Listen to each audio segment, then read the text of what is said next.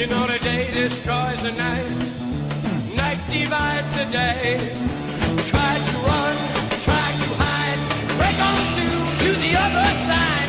Break on through to the other side. Break on through to the other side. God bless America. Welcome to The Ranch, everybody, the podcast that explores the people and happenings of Dry Creek Ranch, Eagle, and the greater Boise area. This is the second installment of the Board of Education interviews for all of the candidates running for West Ada School District. There are 8 people running. This is the second interview. I made sure that I got all the interviews done before I published a single one, so nobody knew what questions I was going to ask, and nobody knew what the competitors actually said. And I do want to thank our sponsor for this episode, 208 Land Company.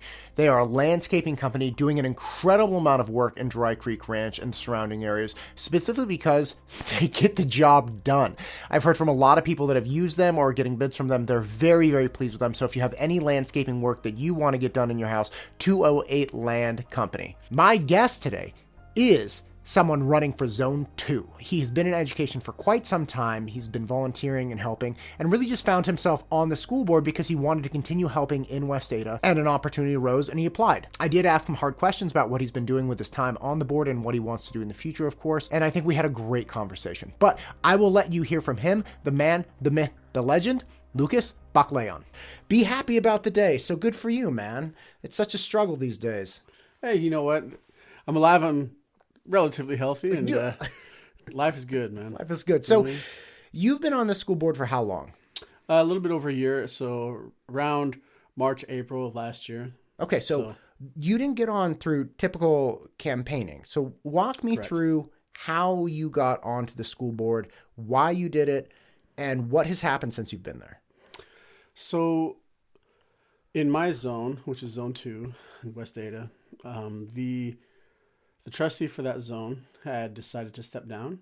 And so the school board, West Ada School Board, they had people to apply for the vacancy that lived in that zone. I thought about it for a while. Since I moved to Boise, I'd been trying to find ways to get involved in education. I'd reached out to my kids' schools, and it wasn't quite as fruitful as I would have liked. And then, so when the opportunity to apply to the school board came up, it was intriguing. So I thought about it for a little bit. Of course, it was in the midst of a lot of different school boards across the country going through different, it was tumultuous times for school boards, we'll call it. Yes, indeed. Yes, indeed. I remember there was around that time, that's when in the Bay Area in California, when there was several members of a school board that were recalled by an Asian community for not fulfilling their roles as a school board. And so, reading these articles, I just started thinking a lot about, this is something that I really want to do. It's kind of a lot of commitments, and there's going to be, anytime you're in a public position, there's going to be they're going to open yourself up to criticism from wherever. There's a lot of nasty coming down the pipe, guaranteed. So I was thinking about all this, and then I just thought, but West Ada has been really good to my kids. My kids have really done well since they've been in West Ada. I very much like the community. I love education. So, you know what? I'm just going to try it and see what happens. So me along with three other candidates, we submitted our petitions to join for the vacancy, and I was the fortunate one to be chosen after I think there were 2 rounds of presentations, shall we say, at school board meetings where we had to present our cases. So, when you said that you were trying to reach out to the school district, trying to get involved in school, what were you doing? Because I volunteer at my kids' elementary school. I go do math and chess club and things like that. But you don't get too many dads coming in saying let me help kids with, reading, or let me help kids with math. What was drawing you to that? Were you from education, or did you just really, really value education? What was that? So I moved to Boise from overseas. I lived in Asia for a long time, in Taiwan specifically for about 17 years. And the whole time I was there, I was in education. So I was a teacher and an administrator for many years, for the whole time I was there. And, for one more year in Utah when I was living in Utah. But so that's where that came from. So I really loved education. I reached out to my oldest daughter's school, to Renaissance, and see if there's ways I could volunteer. And hoping to get, I want to get involved in her Mandarin class or whatever. And, they were receptive to having help, but there wasn't opportunity, you know what I mean? And so, I mean, they said, yeah, if there's opportunities that ever came up, but nothing that I really, nothing that was regular. Nothing that was compelling and yeah. Man, and, how crazy that you would have somebody who's in education, who's deeply committed to it, that wants to help, and they're like, well, I'll see if I can find you something. And then there's just nothing. Like, how does that even work? That's like the holy grail of people looking for volunteers. I think actually that happens more often than people realize, just because sometimes there's just not a place for them. If there's somebody that comes up and then it doesn't quite fit anything that you have available, then you'd have to kind of force that person, force an opportunity for them to make them useful. And so if there's just not that opportunity, which there wasn't. And so, I guess I could have, like been like a tutor or something for, or been a teacher's aide, but nothing that was like overly compelling that could have helped much. So do you think that California is going through a lot of things, and you read it in the news, this is national news stuff that's just bonkers, the things that are actually happening there. Do you think that some of the problems that they're experiencing there can be avoided in Idaho by engaging parents like yourself or others more deeply and meaningfully? And I say that specifically because California is trying really hard to drive a wedge between students and parents. They're trying to be this kind of mediator, like, hey, listen, we know what's good for your kid. Like, we're going to keep your kids safe. It's like, no, you're not. I keep my kids safe. You teach them biology, right? Like, that's it.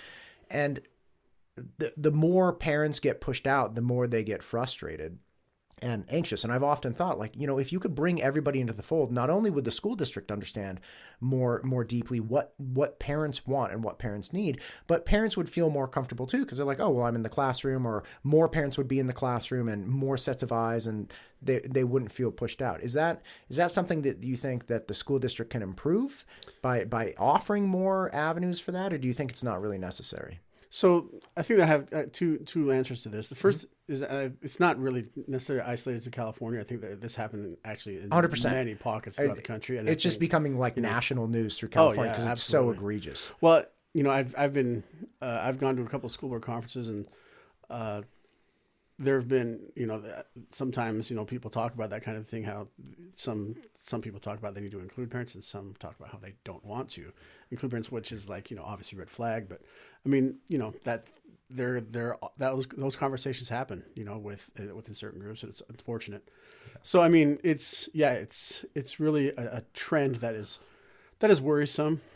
And so, but I think that, for the most part in Idaho, and especially West State, we do a good job and of including parents. And my second answer to that is like, part of the not being able to get involved previously was probably more to my ignorance of not understanding how I need to get involved. Like now, I have a daughter who's at Christine Donnell, wonderful school, by the way, love that school. And she, and now I know how to get involved with her, because I used to go and do just help out in the classroom a little bit, like give the kids their reading tests and or their different volunteers, different ways to volunteer in the classroom, help with art projects, whatever, once a month or so. And there, as long as you know the ways to volunteer, there's plenty of ways that you can do. I just probably was just more ignorant on my own ignorance of not understanding how to volunteer. Gotcha. And that makes sense, right? There are all kinds of things that pop up that people just don't realize. It's like, oh, I could have been doing this, or I could have been doing that. It's like, yeah, but you just didn't know. Yeah. Okay, so about a year and a half ago, you said that the school board goes through interviews. You give your presentation, 2 rounds. You get selected for the school board. Yeah. What has happened in the last year and a half that has made you feel like, 1, you're the right guy and making progress, and 2, that you want to stay on? Because plenty of people pop in and they might feel like they were successful. They're like, look, I did it. I kind of did my piece. I gotta move on. It was too much. Or, and it would be a rough admission, but it's kind of like, look, this is too much for me.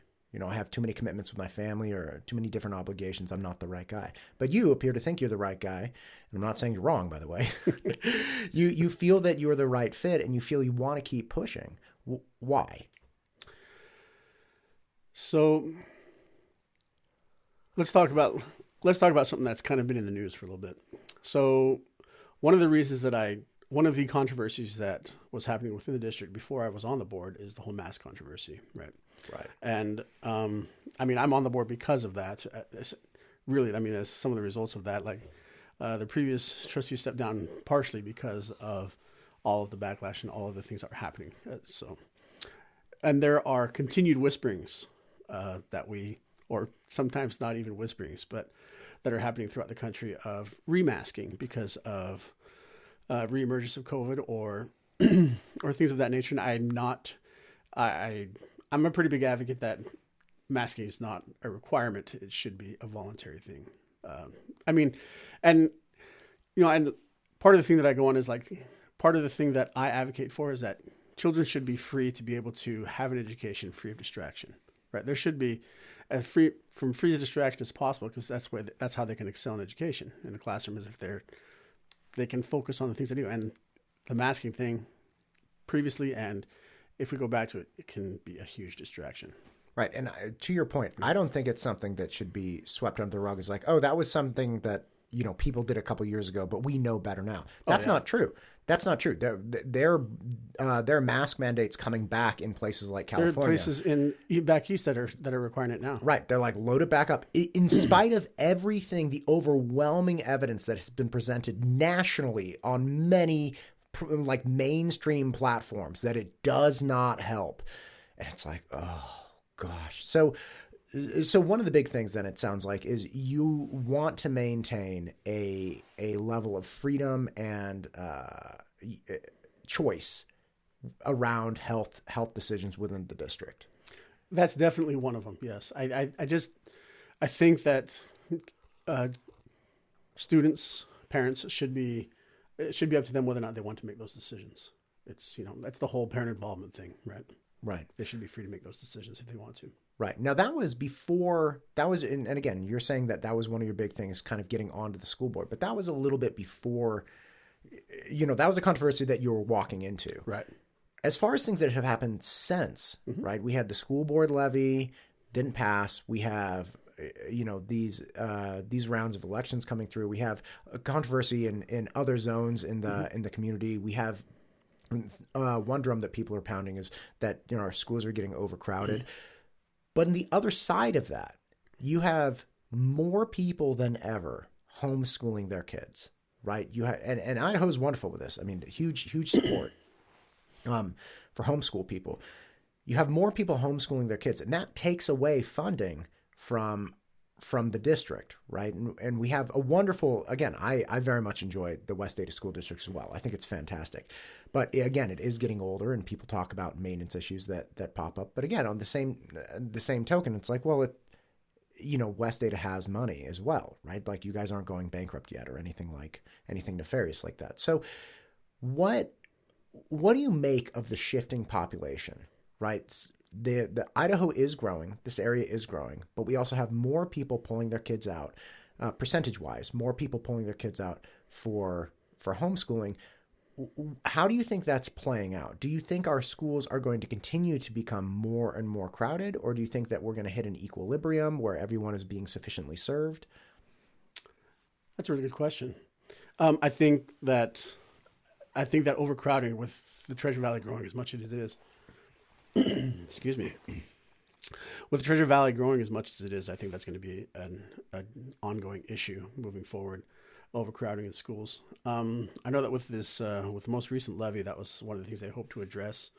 If the levy would have passed, and I think they're going to have to the district will have to find other ways to address that. And I mean, as far as the financials of the district, I think that first and foremost, financially not struggling because West Ada is very financial. They're very fiscally responsible. I'll say that. They are very fiscally responsible. This podcast is brought to you by mtustudios.com. If you're looking to start a podcast or make content for any level of your business, MTU Studios can help. Just reach out to us today and we can start shooting tomorrow. Well, you guys have something like 100 million states or something in rainy day funds. You guys are very conservative. You look at the numbers throughout the state compared with other districts. West Ada is very fiscally conservative. And so, I mean, obviously that has nothing to do with me, just because I'm a trustee, right? But Right. like they're very good with money. And so Right, but you guys guide the spending as Oh, yeah. well, right? So I mean, Yes. it has something to do with the board. Obviously, they can give guidance to the superintendent, say, hey, I want you to do this, find the money, or I want you to do this, drain this fund, use this, appropriate. Or he comes, you say, I want this, and he says, all right, well, if we're going to do a plan X, we have to use these funds over here, and the board says, yes, that sounds like a great idea. So I guess what I meant to say was that like it's a culture that is already existing within Yes. West Ada. So yes. Let's talk about overcrowding real fast. So do you think our schools are currently overcrowded and that our students are being done a disservice by the situation? Or do you think that's a future thing that we're kind of on the tipping point with? It's like, well, we're okay now, but in the next 5 or 10 years, it could be a problem. Or is it a problem today? That's a good question. And is it a problem today? It's definitely a concern. Is it a major issue? Not right now. Is it something that's moving forward that's going to be more of a concern? Of course, with the growth and with continued growth in the Treasure Valley, that will be more of a concern. Something that we will have to address. Yes, there'll have to be some new schools. Yes, something that needs to be the sooner the better with that, because the longer you wait to address it, then the less overcrowding will be an issue. But I mean, if I compare with other districts, perhaps not in Idaho, but outside in the West, we'll say overcrowding is a lot more of it. There are some major issues with overcrowding, and the way some of these other districts have dealt with overcrowding is, well, not as conducive to education as perhaps West Ada does. But I think that the more it is left unanswered, then the more of an issue it will become. How do you mean? And I'm not trying to be flippant, but No, you're fine. I think that there's a level of distrust that's been related to me by people in the district. Yes. And these are parents and concerned citizens. Some of them don't even have kids in the school district, but they're taxpayers. One gentleman was telling me recently, he said, look, I moved from Washington because our property taxes tripled in 10 years, because the fastest way to get into your pocket is through taxation for school, right? Putting some kind of property tax on school. And one of the primary defenses for the levy was overcrowding. We need more space. We need more schools. And this gentleman in particular said, look, I'd served on school boards. I've done these things. West Ada has reserves. They have the capacity to, continue working with their budget. The bond measures that they have are existing will be, paid in full soon. So they'll have increased cash flow on an annual basis. He says, look, once we pass something, precedence is set. Like it's very hard to get that off. And in reality, we did see that when I did speak with Trustee Benetti. He was about the levy. He was saying, hey, look, we have this bond measure. We're going to be done with it in a couple of years. And then we can just essentially replace it with this levy and your taxes won't go up. It's like, well, the taxes won't go up when you take into account the spending for this bond measure, right? But if you get rid of the bond measure and then try to add, yes, the taxes will actually be going up. So again, overcrowding is one of the primary justifications or reasonings for increasing property taxes or just asking the voters for more money. But if it's not a problem right now, and we can all say it will be a problem in the future, so we should head it off now, how close into the future? And will we have an opportunity in the future where we say, hey, the situation has become not tenable, we can't keep doing this, or we see actual metrics where our students are suffering, and that could be alleviated specifically by, adding additional classrooms. We need money to add classrooms or something. But again, will it be an issue in the future? Yeah, sure. But how far in the future? And does that justify money now? How far in the future? I dare say 2 or 3 years. 2 or 3 years, I think there are going to be some major capacity issues with the amount of constructions going up and with the amount of people moving to the valley. 2 or 3 years, I think it's going to be a pretty big issue. Okay, and just looking at the demographic change, like permits coming in and all of that. Exactly. Okay, so let's talk about the levy then. So overcrowding is not a 5 or 10 year problem in your opinion. No. It's a 2 or 3 year problem where we're going to see significant changes to our educational system output, the quality output. Yes. Okay. So the levy. Now this was a big levy, a big boy, $500 million. Were you in favor or not in favor of that? Good question. I keep on saying good question. I'm trying. Listen, Lucas. It is a good question, though. I mean, and it's a fair question. Was I in favor of it? Yes, I was in favor of it because I think there was a lot of the money that would have come from the levy was planned. Like it was already allocated to where it was either going to build new schools or where it was going to provide additional services, for additional services for students. And I think that it was budgeted very well. Was I in favor for that reasons? Yes, I was in favor of it. For me, it was as a first experience with levy on a board. I think it was a learning experience more than anything. I got occasional to frequent phone calls from people about concerns with. I mean, the biggest thing that people were concerned with was just the amounts, right? I mean, to be able to see 500 million on about it, just that number worries people. And a lot of some of my good friends, they would just call me up and just say, "Hey, you need to tell me why they need this." And a couple hours later, and they weren't. Sometimes they were convinced, and sometimes they weren't. But it just. With how everything has already allocated, there was already plans for it. I was in favor, and I thought it was for a good thing. And since it wasn't passed, I think that there is concern moving forward, and that they still needs to be addressed. Those things that were like with building of new schools or expanding classroom capacity, which was one of the things that was going to be addressed. I think that still needs to be addressed moving forward. So, okay. So you and I are friends. I call you. You need to tell me why we need to pass this. You have all the time you want. Go. Why does it need to be passed? Yeah. There are certain areas in West Ada that have capacity issues. There are some schools that are, at capacity, but in my zone in particular, there are schools that were built decades and decades ago that have whose usefulness is not updated with the times. There are flaws within the classrooms, and it's just not super conducive to the way we learn now. When you say flaws within the classroom, like an actual chalkboard instead of dry erase board, like what? No, what do you mean? Like classrooms that are right next to each other that can hear each other if they're loud enough, because there's not adequate walls between classrooms. Right, so soundproofing, things like that. Yeah. Soundproofing or even rebuilding so that there's more separation between classrooms, for example. Okay. Classrooms where they're built in a manner that can, like in that situation, in classrooms that are built in a manner that's not, where they can't. It's difficult to get them all looking at the teacher. There are different issues with those older classrooms, those issues need to be addressed, and that's going to take some money to fix those issues in some of the older schools. There are several schools that are near capacity that already have portables that need to be that have to be addressed. There needs to be there in some areas there needs to be some new schools, or a new school, and in some places new schools. And so there does need to be that. Now that's mostly an elementary issue.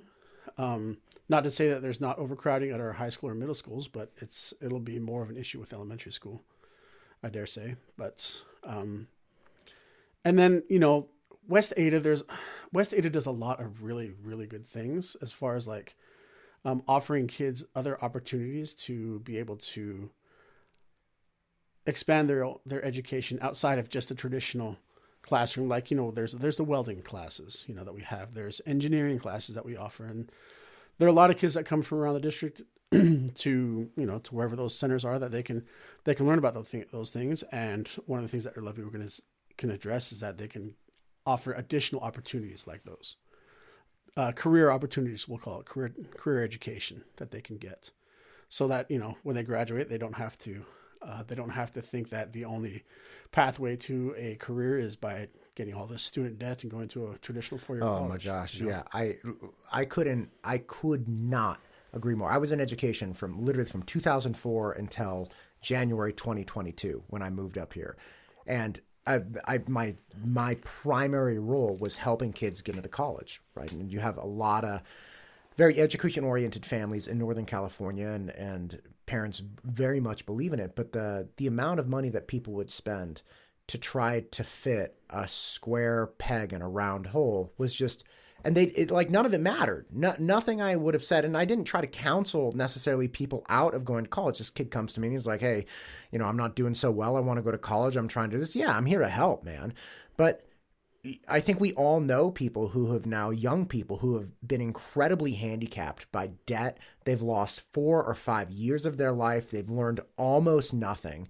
And they may even come out with a degree in what? I don't know, sociology. Like, I don't even know what you're going to do with a sociology degree. Sure. It's like, for me, I get hot blood when somebody says sociology. It's like, tell me the job you're grabbing. Like, I'm just curious what your end goal is. They grab a job that pays less than what you could have gotten from having technical education. Oh, 1,000% less. 1,000%. And they're gonna have to come to terms in the future. Like, if you get a degree in something that in a career that doesn't pay, then you're gonna have to come to terms in a few years. Like, there's these guys that are working fast food that are making the same or more than me. Why did I go to school for all this education when I can just go down the street to Wendy's and get a job? Man, there's this wonderful article I read years ago that was comparing a manager at an In-N-Out burger to somebody who goes to law school. And they're like, listen, you start In-N-Out when you're 18. You graduate high school, you start In-N-Out full-time, lowest rung on the ladder, right? Mm-hmm. And then another kid goes to college, right? And by the time the person graduates from college and then goes to law school and comes out at like 25, if they go straight through, 18 to 25, the debt, the lost employment, all these things, it's like right away, the In-N-Out person's like an assistant manager by 21. That person's making $100,000 plus retirement and benefits, right? And then by 25, the attorney graduates, starts working, 100-hour weeks and is just getting hammered. And again, the In-N-Out person is now like a manager, not assistant manager. They're making real. So I'm a huge, huge proponent of education, not just academic education, right? Not just math and biology, but again, welding, trades, trying to get people to a level of sophistication that they can integrate successfully and thrive in society, right? Absolutely. That's a big thing. But back to the $500 million, right? Of course. Again, you said, I appreciate, look, we have some overcrowding in some schools. And in the levy, there was, I think, proposed 2 elementary schools. Correct. Okay, so we need a couple elementary schools. Let's call that like $100 million. And then what? I think first I'll just say that I'm not sure that $100 million really covers that. Could we do 150? It's closer. It's closer. Okay. But yeah, and okay, again, I get what you're saying. So what about the other 350 right. million? And I don't anticipate, look, I'm being silly. I don't anticipate that you actually have every single dollar. But again, the conversations I've had with people when they found out I was bringing on school board candidates was, look, they're asking for this money and it doesn't make sense. They're not going bankrupt. And yeah, there are some overcrowding issues, but we're going to have bonds that are paid off in a couple years. Cash flow will be freed up. They can work it out. And I'm not saying you can. I'm asking you if you can. And if you absolutely can't, why not? So that was one of the, shall we call it, flaws of the whole process, is that they didn't communicate, or too many people didn't understand that very thing of where the money was going. And I think that was one of the major concerns that could have helped the levy tremendously if in some way, I know that there was a lot of effort trying to get out there about communicating about what the money was going to be used for. And I remember though, in one of the board meetings when we were going through how it was going to be used, right? And I remember that like somebody had gone through, a great presentation, 25 minutes about how the money was going to be used, very in detail. And at the end, I just thought, I raised a question, says, is there some way that you can give us like a TLDR about this whole thing? Because there's a lot of great information in there, but like nobody's going to sit through 25 minutes to try to figure out numbers that should be a single PowerPoint slide. Right. That you can just very easy just map out what it was for. And an issue that I thought could have been addressed, that I hoped could have been addressed better, but I think that there are some people that were just, if they're a group of people that don't understand and that don't understand how the money's going to very clearly understand how the money was going to be used, then yeah, I think that there is that issue with communication. So my goodness, excuse me. I'm sorry. The tea went down the wrong pipe. It happens. You said 25 minute. I almost gagged. My goodness. Okay. And so bottom line is you think it's a problem that even though the levy didn't pass, yeah, it's a problem that's going to have a reckoning at some point, right? Right. Like we're going to have to address it. Makes Yes. sense. Now, shifting a little bit, there's a large population of people that have moved here because of the freedoms Idaho offers, and God bless every second. You're one of them. God bless you, sir. I love it here. I think it's the best. And well, for clarity, I didn't move here for that purpose, but I'm happy to be a part of it. all right, there we go. You didn't not move here for that purpose. There you go. Let's put it that way. But there's also freedom in and confidence that at least I had moving here, that the public school system, excuse me, the public school system is not this weird group of sketchy people trying to like demand that we have 27 bathrooms and a lot of stuff. People were very worried about that. And people justifiably where I moved from are fighting this stuff, that it's unbelievable. I won't go into it.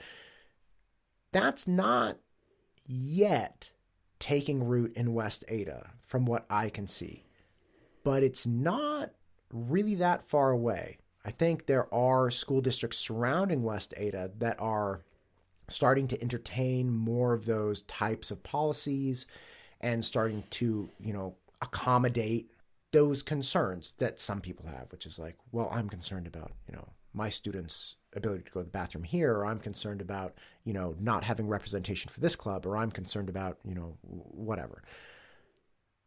Do you think that West Ada is doing a sufficient job to keep those types of things out of the school district? Or do you think that they should be accommodated a little bit more?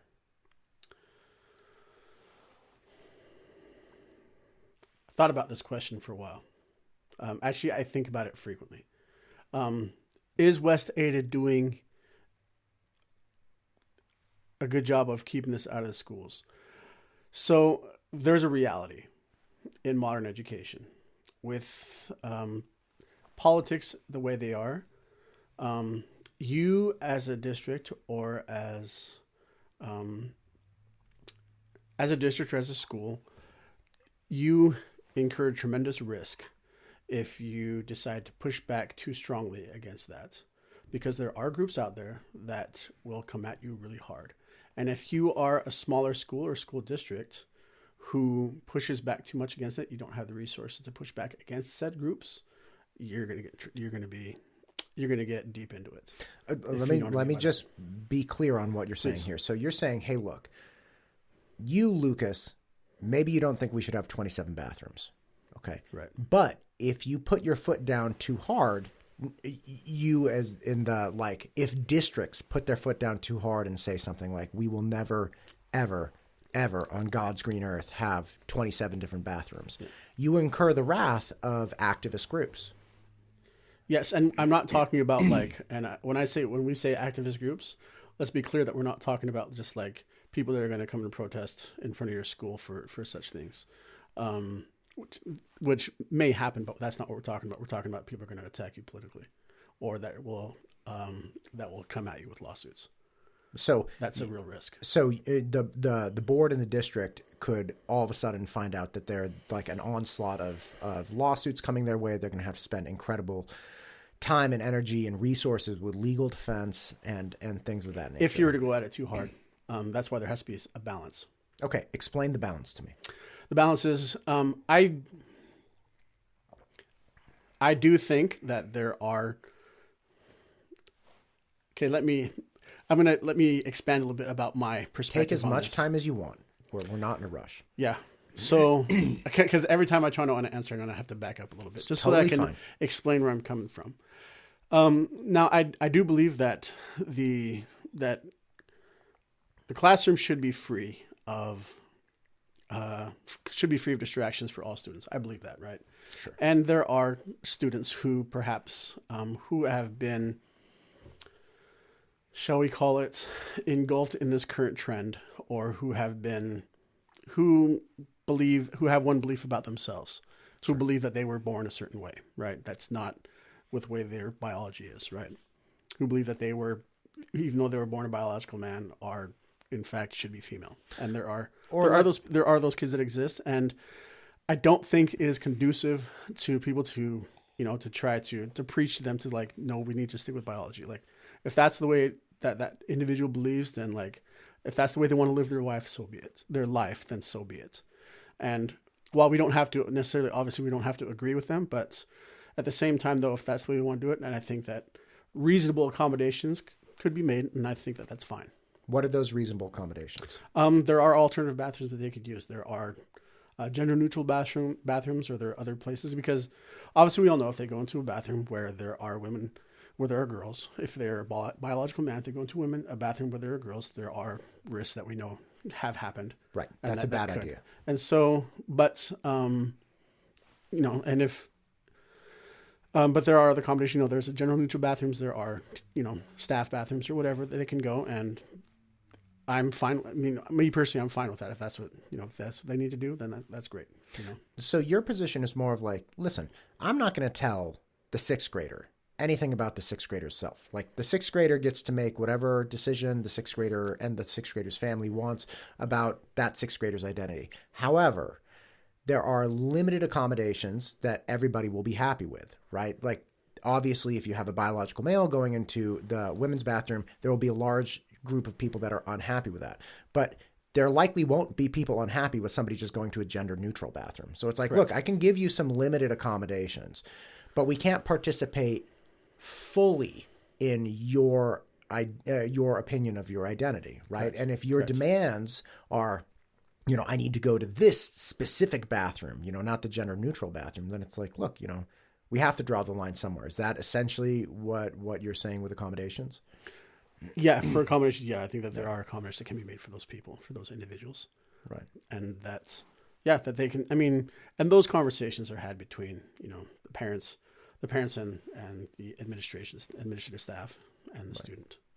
Right. And again, what I was trying to say earlier is it's not just, I think transgender is a really hot button topic, but that betrays a lot of the issues that just come with identity in general, right? It doesn't have to be gender identity. Right. I don't even know if that's the way you say it, gender or orientation or whatever it is. But the point is, you have people that are like furries, right? Going around with tails and ears and stuff. And again, you're talking about distraction.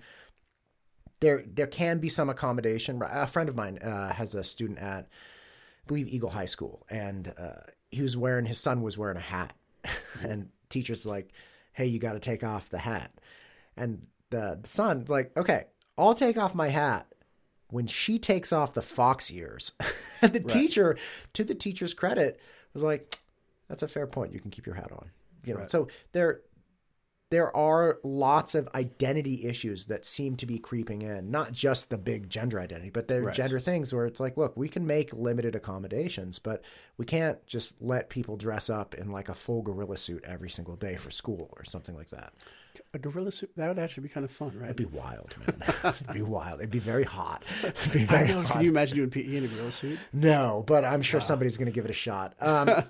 Speaking of high schools, I'm actually meeting with Senator Ted Hill pretty soon, and he's working on a big project on the state level to help continue combating, fentanyl and drug issues, and just like this stuff is creeping in. And Deputy Gomez is actually going to come in soon as well. He's doing incredible work in the West Ada School District trying to educate parents on online risks and drug abuse and things like that.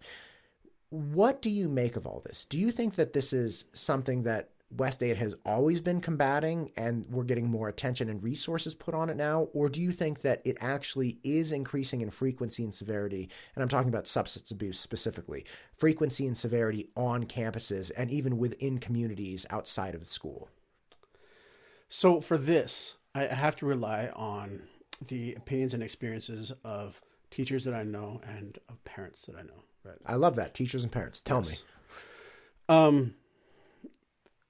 Most people who have experience in that area think that the problem is getting worse. From my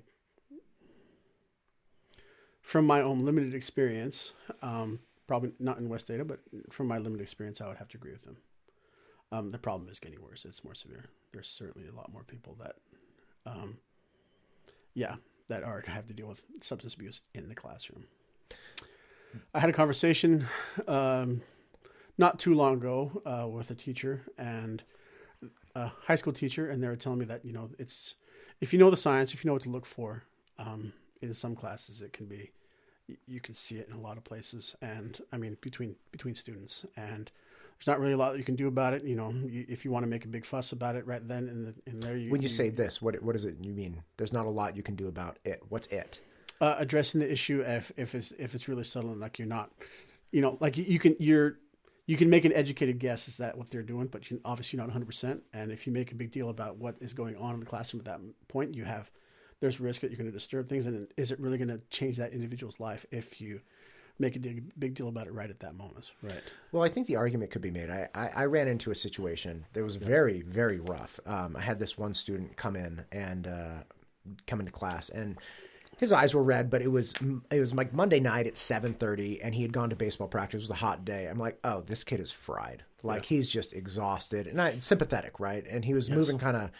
He wasn't moving super quickly through work. It's like, oh, dude, it's 8:00 on a Monday. He was 3 hours in the sun. Like that's the problem. Well, he showed up the next week, and I'm like, man, how's baseball today? I'm like, I didn't have it. It's like, what? And he sat back there and he ate like 3 sleeves of Girl Scout cookies. Like he just went through them. And so immediately I was like, okay, this kid's high. Okay. But what do I do? Because if I make a giant deal out of it, to your point, if I call his mom, your student's stoned in my class. Yeah. If the mom knows the son is struggling, I would hope that the mom would respond positive and be like, I'm going to come get him right now. Don't let him leave. Like, thank you for alerting me. But if the mom has her head in the sand and is offendable, I'm like, I think your son's high right now. How could you say that? Like, oh, and then all of a sudden, of course, the kid denies it, and it's this huge brouhaha. But the trouble did not come from me figuring out what to necessarily do with that. The trouble came where it's like, do I let him leave? Right? Do I let him leave? If he is in fact stoned, and I'm not a law enforcement officer, I'm not a drug agent, if he is in fact stoned, am I putting the community at risk by letting him continue on with his behavior, jump in his car and drive home or whatever? So I understand that there's risk there, but do you feel that the school district has an obligation at least to just say like, hey, something is not right, and perhaps to my demise, but like I'm going to call a horse instead of just trying to cover my ass because it's, and again, I'm sympathetic to that. I remember this contemplation very significantly. The school district absolutely does have that responsibility. And I think that they act, I think that mostly, I mean, they do act in accordance well, I think they address situations as they arise appropriately. I think in the example that I had shared previously is just in the moment with that teacher in the classroom. But I think that generally speaking, if the district is made aware of issues, that they do respond adequately. And I mean, of course they can't respond to everything because they're not everything they're not aware of. I mean, I'll share something a little bit personal. So I'm pretty sensitive to these kinds of to these issues really, because so I have a brother who's passed from this. He got involved when he was in school, and if it was up to me, get rid of all of it and make it real strict because there's nothing positive comes from it at all. Right. And of course you can always say things like, well, in other districts it's worse. And while it is worse, that still doesn't mean that it's not an issue in West Ada, which it is an issue in West Ada. And is there more that we could do about it? Of course. And I wish that there was more that teachers could do about it in their own classes, specifically with high school kids that, when they come in, and I wish it could be more. I wish it could be more that could be done to get it out of the classroom, because it's not just a distraction in the classroom or to the student, but to their future and to their lives. It can have disastrous effects.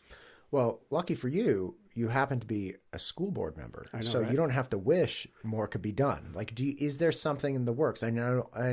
In all fairness, Officer Gomez is trying very hard, and I think the education aspect of it, things to look for, things to watch out for. I think the district is attempting to really communicate that with parents and families. But what else can be done? Because look, I was given 2 bottles of bourbon, right? Or whiskey. I don't know the difference. Don't judge me.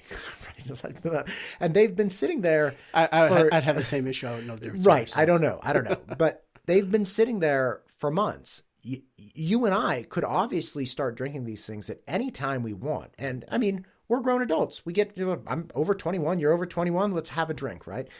But we're likely not going to do that because of all of the reasons everyone knows. I mean, not the least of which is 9 a.m. in the morning, right? But it's some people make the argument that it's access to narcotics and alcohol that lead to teen usury. But other people say it's not access. Adults constantly have access to drugs and alcohol, and not all adults partake because it's a mental health problem that's driving it, right?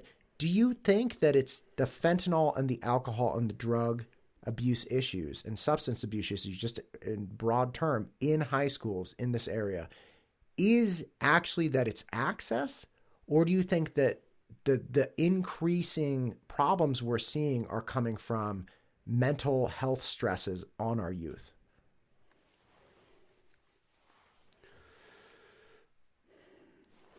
I think that the mental health stresses are a contributing factor. I don't think it's the end all, and I don't think it's I don't even think it's the driving factor. What do you think the driving factor is? I think the driving factor has been and continues to be just peer pressure in the moment. There's a lot. How often do we get into things because our friends do it?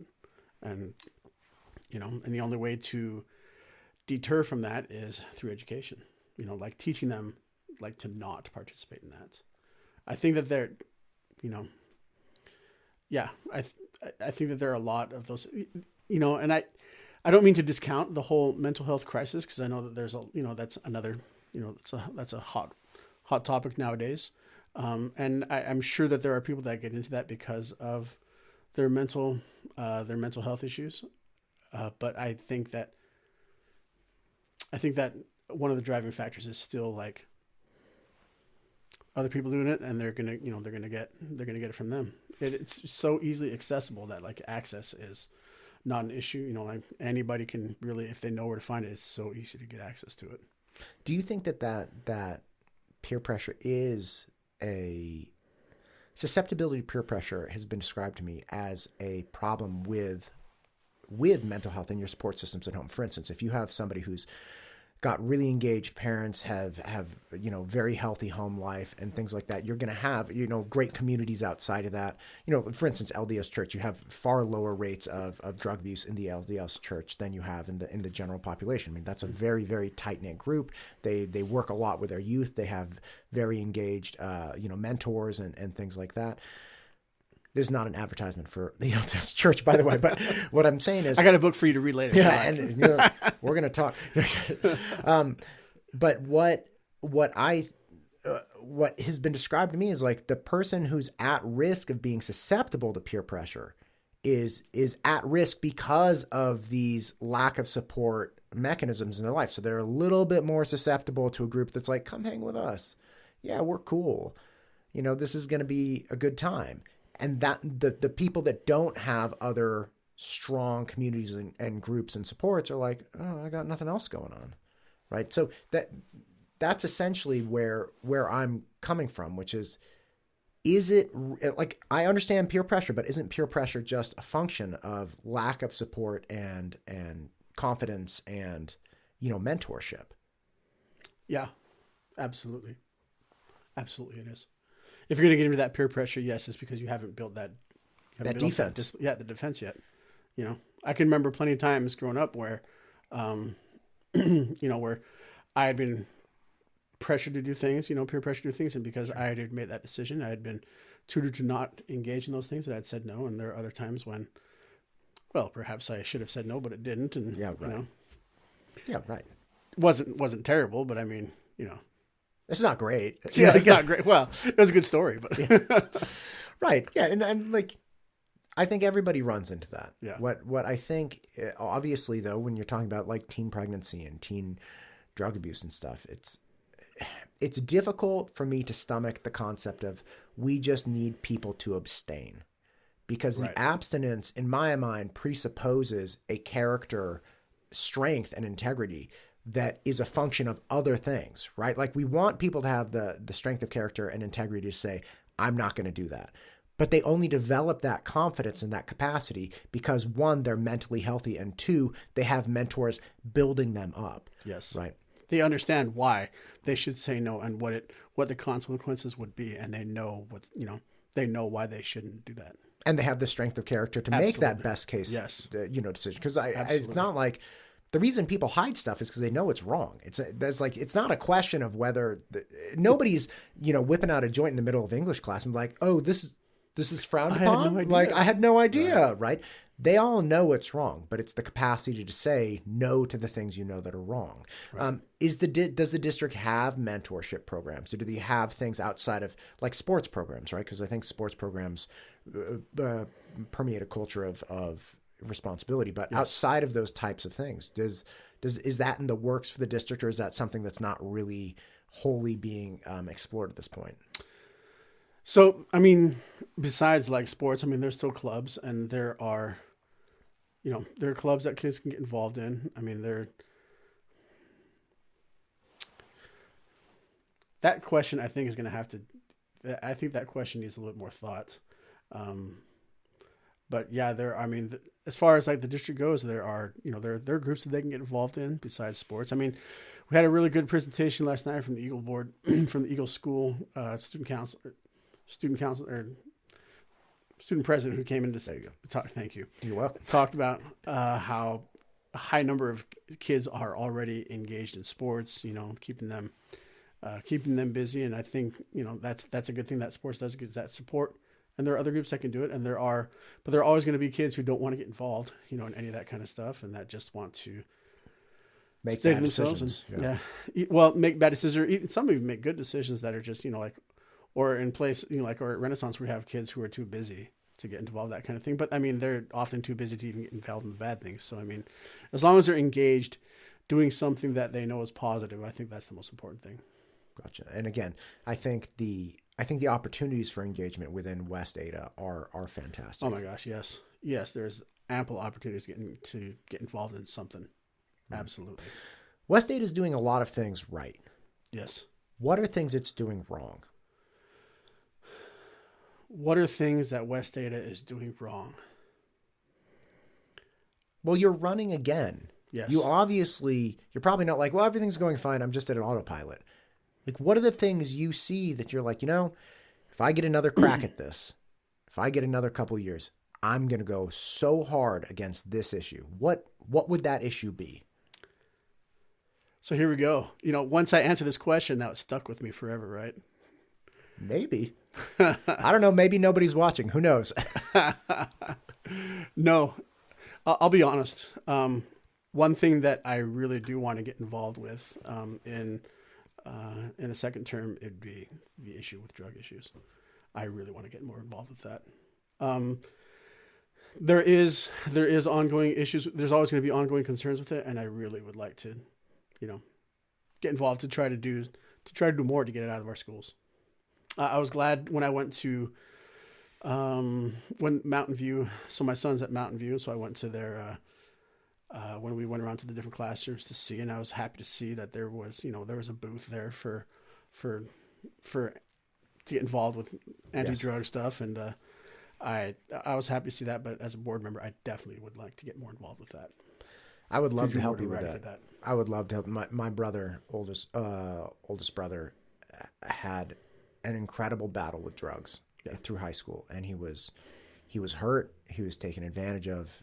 I mean, it brings me to tears to think about it. I mean, I worked with again, youth for like 20 years, and just thinking of some poor 16, 17-year-old who's just, man, it's really rough. And he thankfully did survive barely and was able to get his life together, but he's never the same. I've known plenty of guys that were like that. I've had friends who were involved, they were a little bit older, but when they were younger, they were involved, with drugs when they were high school and beyond, into their 20s. And then they went clean for a while, but then the consequences of that came back when they were older. It never leaves you. Never leaves you, Yeah. And I think about my brother quite frequently, and it's just, he has this inherent distrust of humans. Yeah. And you can see it, and it's really hard, and what would it have taken to, help your brother and help my brother? My family kind of imploded. So, my parents they didn't know how to handle him. It was like too much, and they had been divorced, and it was chaos and everything. And he kind of just slipped through the cracks and was able to do whatever he did. So I think that's wonderful. I think, that's something that I'm happy to commit to, by the way. Not like just getting a drum or corps at each high school. It's like, no, drugs. I think most people can get behind it. If I may ask, and this kind of puts you on the spot, Please. What have you done in the last time you've been on the board to address that? Because I think a lot of people talk about like, well, if you elect me, Yes. it's like, well, you have Good had some question. time, you've been here. So I've met with the superintendent about this.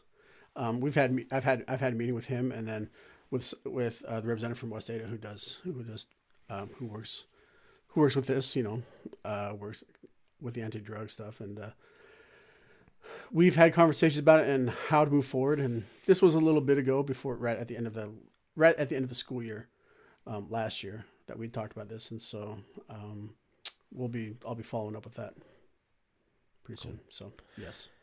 So yes, I've had conversations about that. Yes. We're lining things up. I appreciate Yes. it. Listen, we've talked about a lot of things. Yeah. What have I missed? Right? What are things that you as a existing school board member, understand that the population needs to know or understand?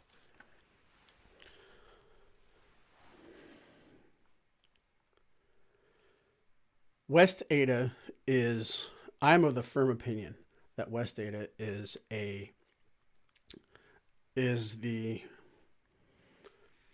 in many areas is the example of a school district in the state of Idaho.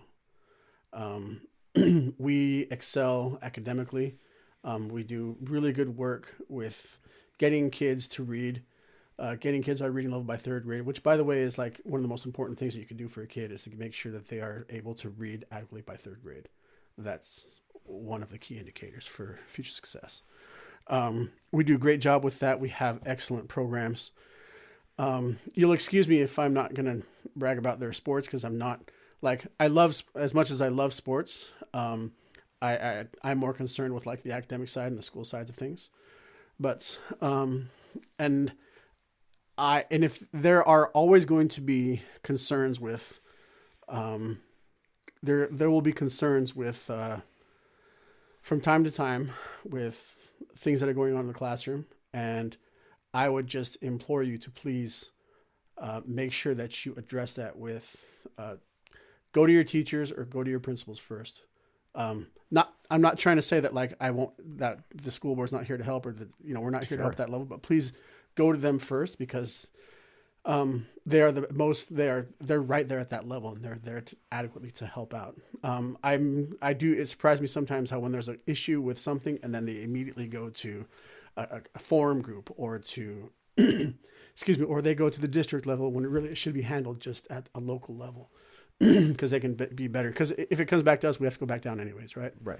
And just go, because things can be addressed rather quickly, and if you just go down and try to address it with your teacher or with the principal, and there's a lot of things that can be addressed in that way.